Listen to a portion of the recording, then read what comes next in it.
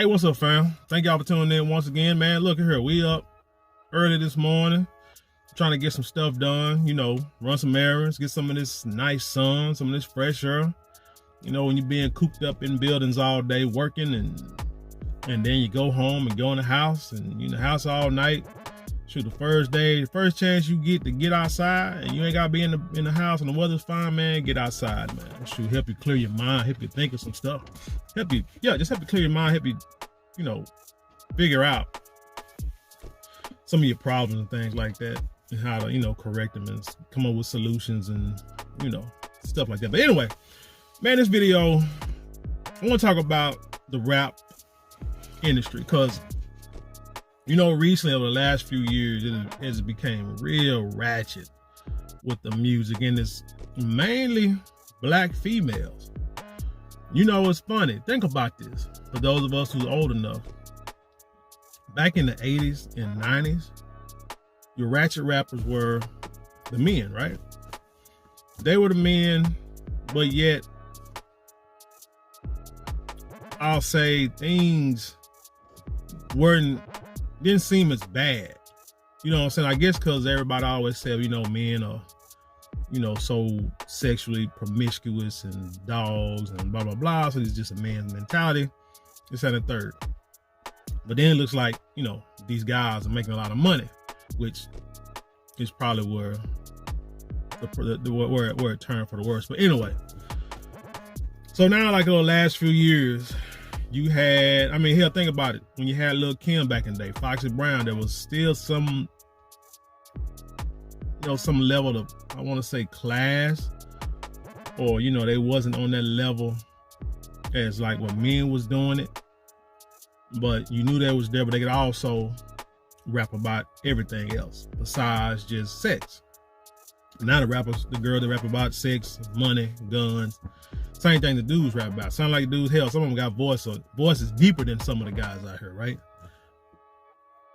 But like I say, the last few years, and it got super ratchet. We always say Cardi B's, she was, sexually oriented, had sexually oriented music, but yeah, she was also, claiming them gangs.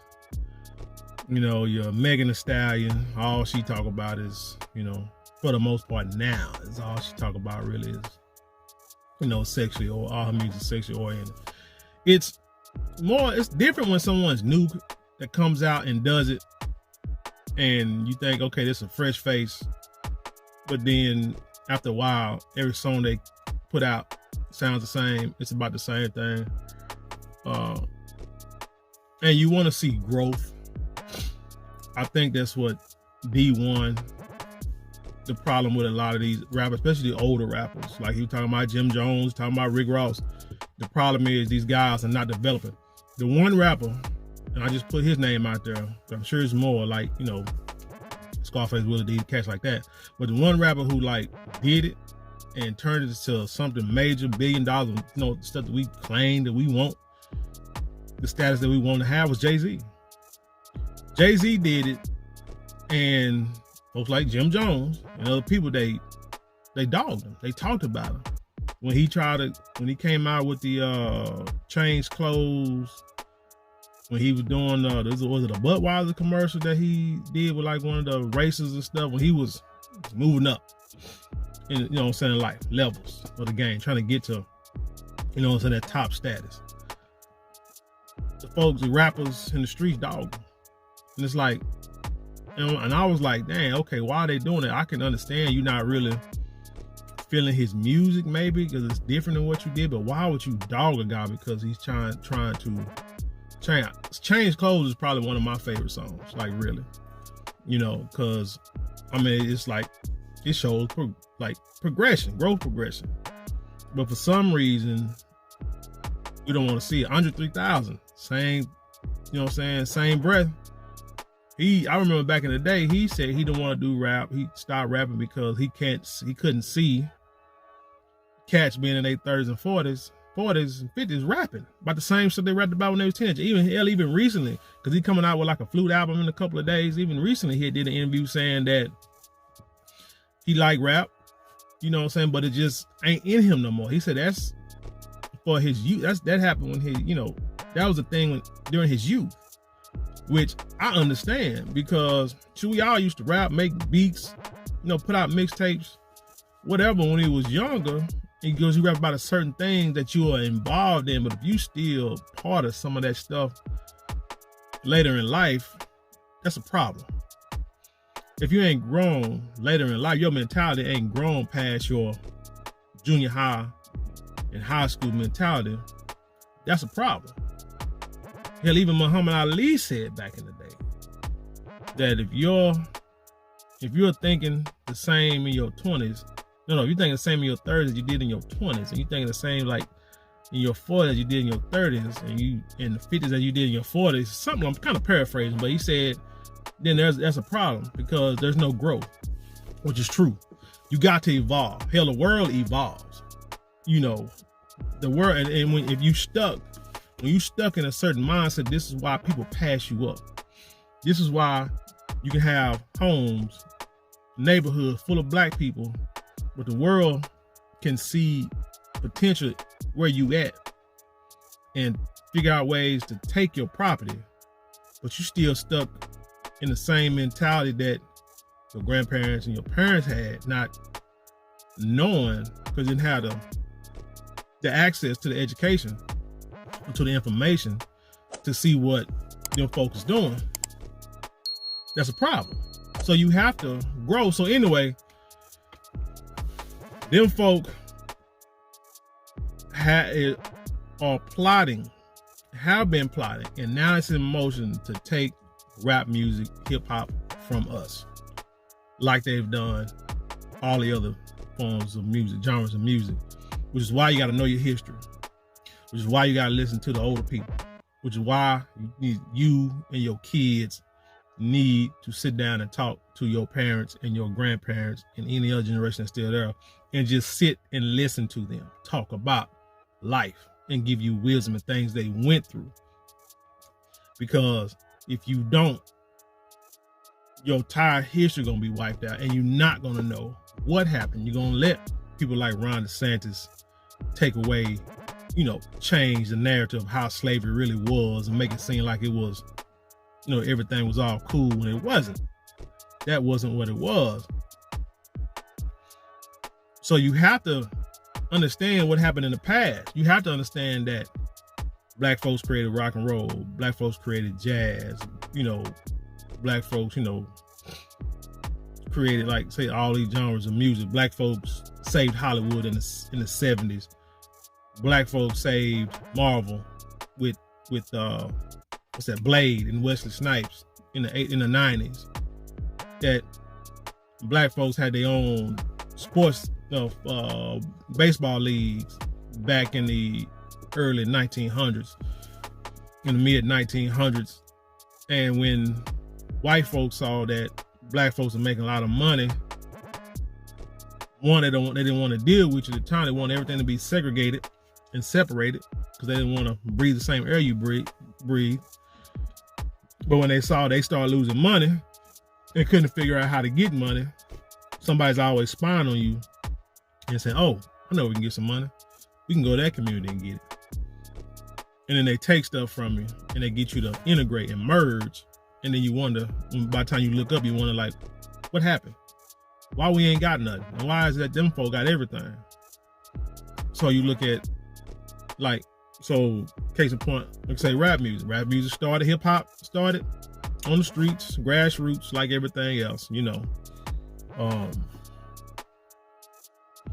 folk, the youth, just expressing themselves, rapping, singing, dancing, whatever, going to parties, getting away from all these problems, to escape, if you will. And they said, remember, they used to say, oh, rap music ain't gonna last long because it's a bunch of garbage, it's a bunch of trash. Same thing they said about rock and roll back in the day. But then it started to grow and to catch on with the youth. The youth is where the money is, always. Old people got the money, but the youth is where you go get the money. That's how you get the money, because the kids want stuff, the kids can go get the stuff, and the kids are young and their minds are still impressionable. They're easier to influence than older people. So hip hop takes off, and we have conscious rap. We have all kinds of all forms of rap. We had the Luke, the Too Short guys. But you also had the NWAs.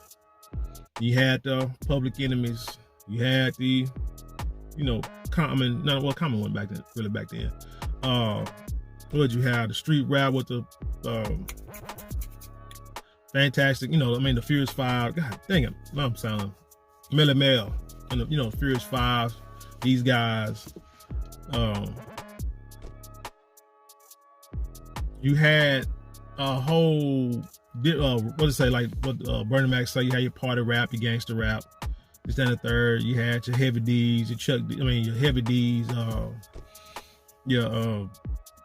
Jazzy Jeff, Fresh Prince. I'm trying to think of people off the head. You had your females, MC Light, Queen Latifah, your X-Can, your Poison Clan, different. Well, my point is, you had different types of rap, all different types, touching every subject matter.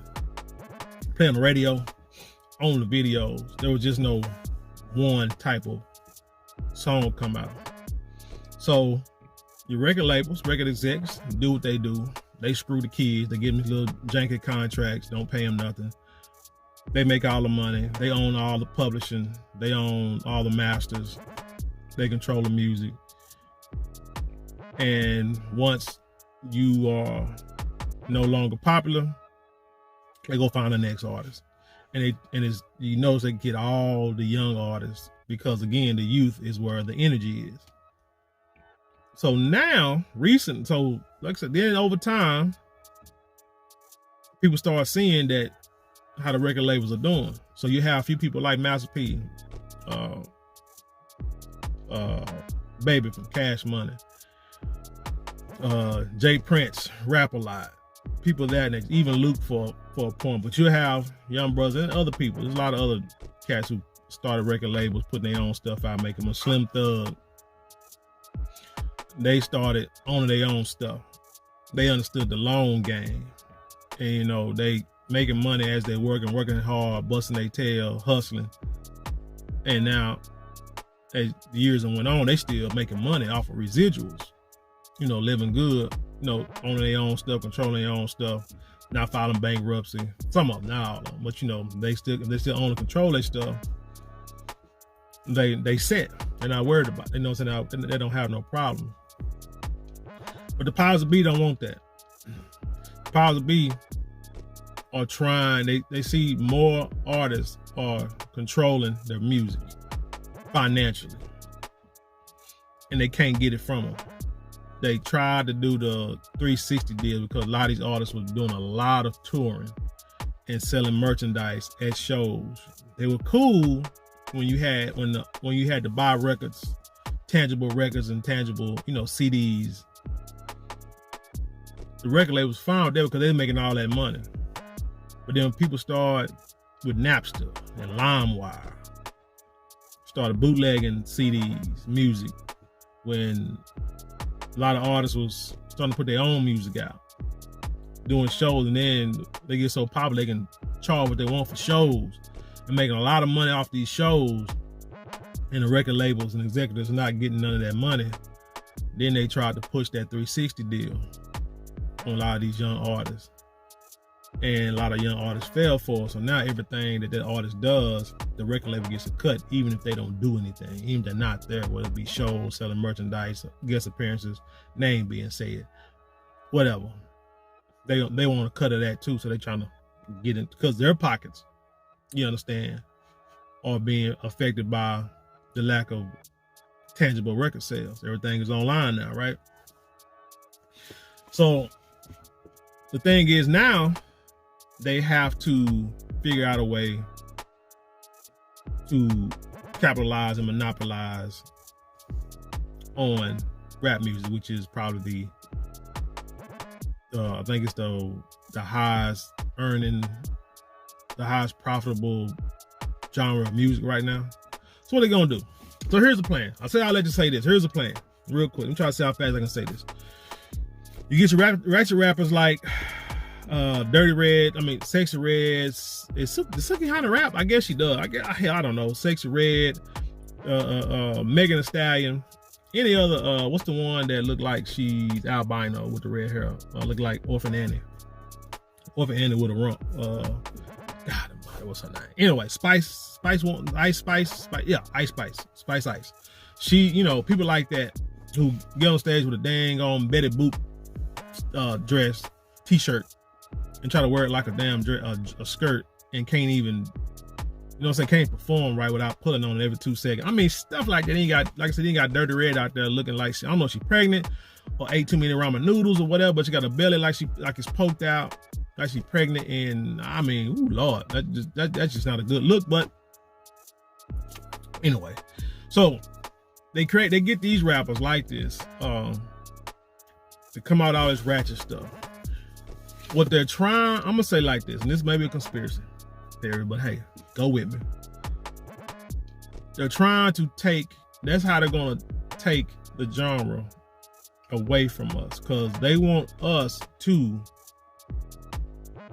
either one, denounce it, or two, fall so deep into it that it destroys us, and then they come out, they're gonna make it so ratchet and bring it down so much that they're gonna come out and create or bring back, not create, they're gonna come out and bring up a different form of rap with their artist. You understand me? Like, I think they probably tried it with Machine Gun Kelly and what's this boy, Post Malone. And that's what I feel. Eminem, they tried, they started out with him because they see, I mean, hell, you think about it. You get these white rappers, man, they sell like a lot of records. They sell more records than the black artists. And we sit here and talk about Eminem, how he ain't, nobody listen to Eminem in the radio, nobody listen to Eminem in the club. But it don't matter, because Eminem is selling 10, 20 million records a pop. And then he do shows, he's doing you doing basketball arenas. This cat is doing football stadiums and soccer stadiums, wherever he go if he want to, worldwide. And people are not worried about fights. They're not worried about shootings. He's part of their culture, and we know he can flow too, so we'll listen to him too. It's a different element when it comes to him and those white rappers compared to us, because they allow us to do the super duper ratchet stuff that keeps our mind and mentality down to the gutter level, to where we think it's just natural and it's normal because, well, so-and-so is doing it and rapping about it, so I'm gonna do it too. And then you see videos where these young boys like 7, 8 years old rapping like these fools here, or dude at a birthday party with his sons, a bunch of boys with money and wine bottles and champagne bottles with some freaking 3 and 4, well, not 3 and 4, well, 5, 6 year old, little ignorant stuff like that. That's the stuff that we embrace, and then it goes viral. But you don't see that with them. And I ain't saying they ain't doing it. What I'm saying is you don't see that the world doesn't see it. The world sees it when we do it. We'll say, oh man, it's all we do. When they do it, it's fine, but we do it, it's a problem. Yes, it's a problem. This is the world you live in. They do it. Most of the time you don't see it. Yes, we know there's a lot of them on that meth. Yeah, we know there's a lot of them on that. They used to be on that black tar heroin back in the day. A lot of them smoke crack, fentanyl. They do it too. But when we see them do it, it goes viral. When they do it, they want to open up clinics to where you can go, where you can go shoot up and detox and say it's a mental health issue. You see what I'm saying? It's a different element. Again, you got to pay attention to all sides. You can't be one of the people that say, I'm only going to follow, like you Democratic voters say, oh, I'm not listening to watching Fox News. I'm not worried about Donald Trump. He's racist. I'm not worried about nothing that them white folks are doing. I'm only over here on Democrats because they for us, but you ain't understand. You got to look at both sides, because when you see all sides, you get a clearer picture if you can open your mind up to that. But anyway, so they're just trying to degenerate the music, make it as ratchet as possible. So, like I said, for one, to where, like I say, fall to the point to where we denounce it and like, man, we're not listening, we're not doing it. We're going back to the old stuff. To where we denounce it, and they'll be like, well, we're the saviors. Hey, we got this for y'all. Got this. We're gonna clean it up. We're gonna make it better. Or, like I said, they're gonna put out their own stuff. They're gonna bring back something, but it's gonna be geared toward their people. And what we do is just gonna stay gutter and degenerative. And pretty much it's just we're gonna be over here doing our own little thing, killing off each other, and they're gonna be over there. The artists and the executives are gonna be making the money. That's just it. But we don't see it. And how do I say this, and why do I say this? Is because look at, like I say, housing.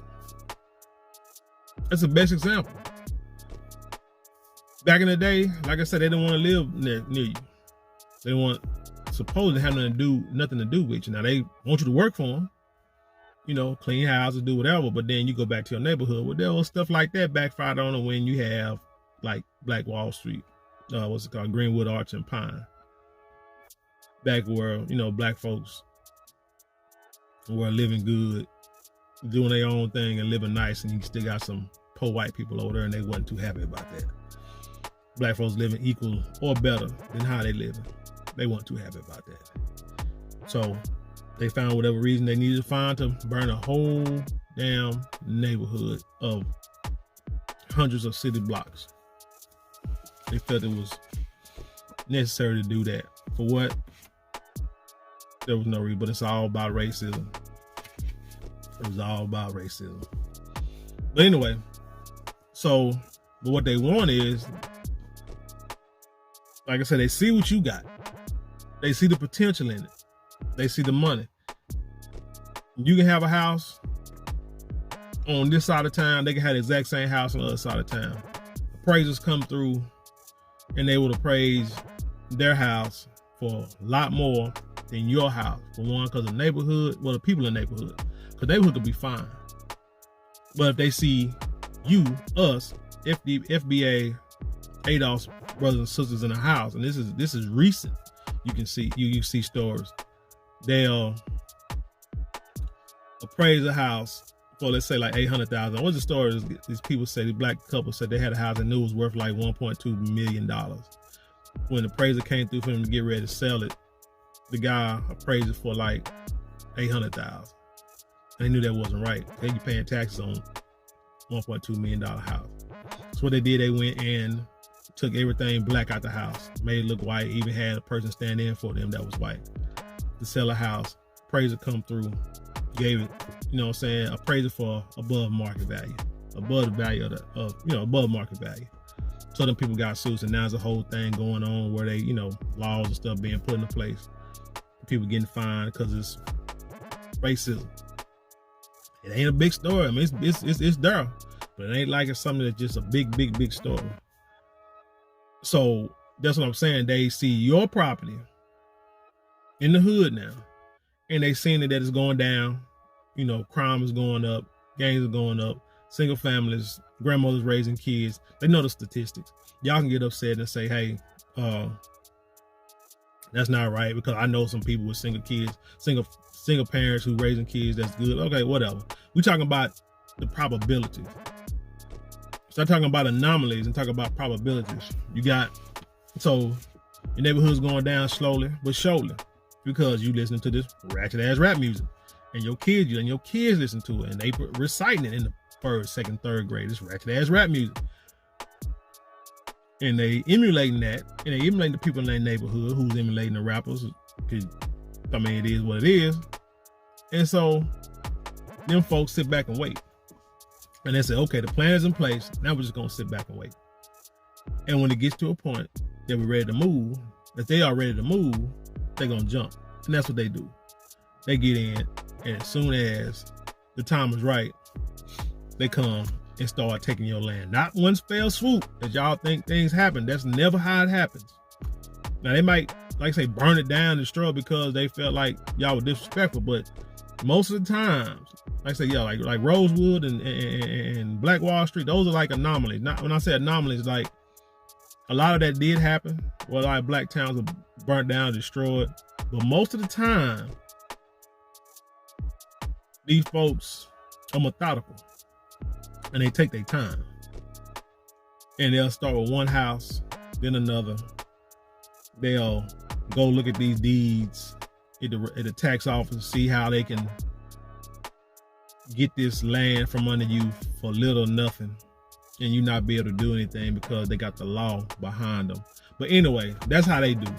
They're coming there, like I say, eventually once it got to a point to where they feel it's time to strike, then they'll come in and start making changes slowly but surely to the point to where after a while, you don't even know who started rock and roll. You don't even know who started jazz, and eventually you won't even know who started hip hop. And we ain't making money in hip hop no more at all because these last few years pissed them off. They're like, no, these boys learn how to make money. Now we got to figure out to get that money back from them. And that's how the cycle goes. And that's how I feel. That's what I feel they're doing right now. Is at a point to where, yeah, the ratchetness for some reason, because they allowing it it's too easy. It's out there in the mainstream too much, and there's got to be a reason for it. They just don't let people don't let stuff happen in their communities for nothing. And this is their country. So that's my take on it. I say all that, you know what I'm saying, gave all them examples, all that background, all that rambling just to say, hey, the folks trying to take this music. They already got Fat Joe. And shout out to Tariq Nasheed, because he putting out this Microphone Check documentary showing the history of hip hop, showing how it started, the roots and everything. Because they trying to take all that. Like I said, they got Fat Joe and all these like Puerto Ricans and stuff coming out here saying, and Jamaicans of all people, coming out here saying, no, it's not created by Foundation of Black Americans. It was created by these other groups. These other groups were there when it all started. Because now they're trying to make it like 50-50.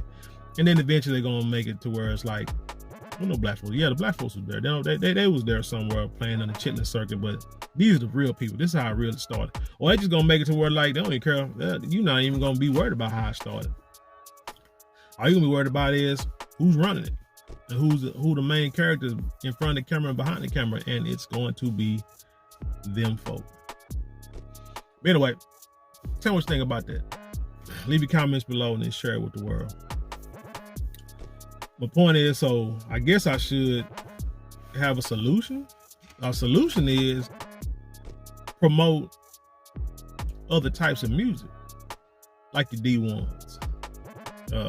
Whoever is putting, who else? Like J. Cole. You know what I'm saying? Not promote so much the gangster, not so much the sexually ratchet females, but promote people that does party rap, that does party, pimping, gangster, conscious, all of it. You know what I'm saying? Promote all of it equally and put it out there, but not really equally. The more, the monstrous rap, not so much. Get it back to when you can only listen to certain songs after like 10 o'clock at night on Friday. Not throughout the day. Not 24/7 that your kids can access this type of music, and they shouldn't access. And then they need to have clean versions as well as the original dirty versions. That's how we fix it, so that way we can keep the genre and make sure that we can figure out a way to where we capitalize on it monetarily and it benefits the neighborhood. I don't want to hear about nobody rapping about killing and drug dealing and debauchery, but yet say you give out turkeys and tennis shoes for Christmas. Nobody want to hear that crap. That's bullcorn. Like cats back in the day used to, sell drugs. You got all these heroin and crack addicts strung out on the street. But you talking about you giving backpacks to kids. Man, get your butt away. But anyway, that's all I got. Leave your comments below, then share it with the world. And with that being said, I'll leave you in peace. And I'll see you on the other side.